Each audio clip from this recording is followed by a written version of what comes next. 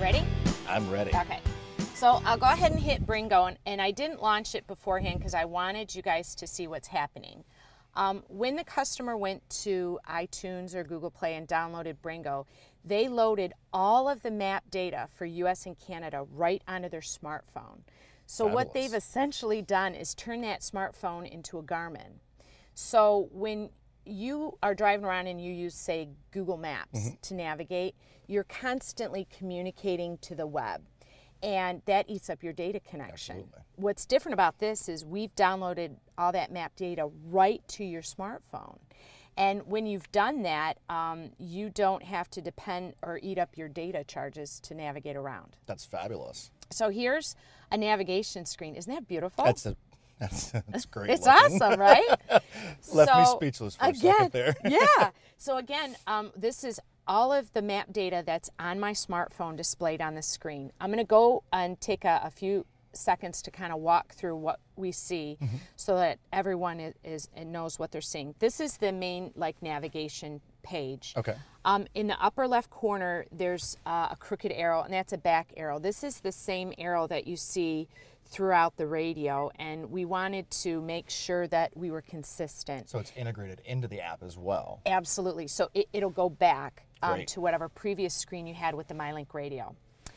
This next one is the compass. So if the customer likes the 3D view like I do, or they can choose to always have the map facing north, or they can have it facing in the direction your car is pointed.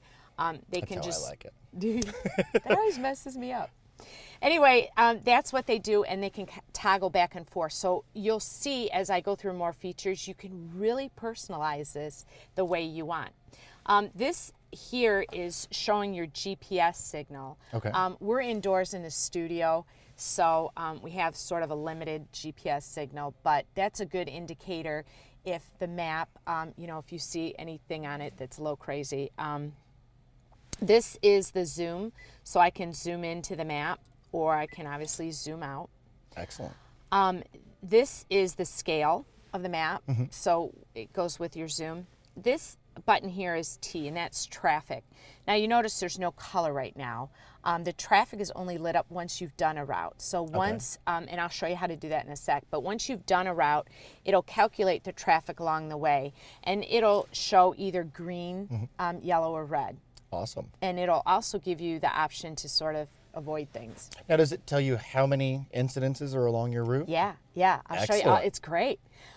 This is showing, right now we're on Lorna Ave in the studio, and this is where we're at, but there's no route, so it can't calculate at this time a distance to anything or time to get there, but all of this will be available once we do a route. Fabulous. In the upper corner, you see the time, so you always have that as well.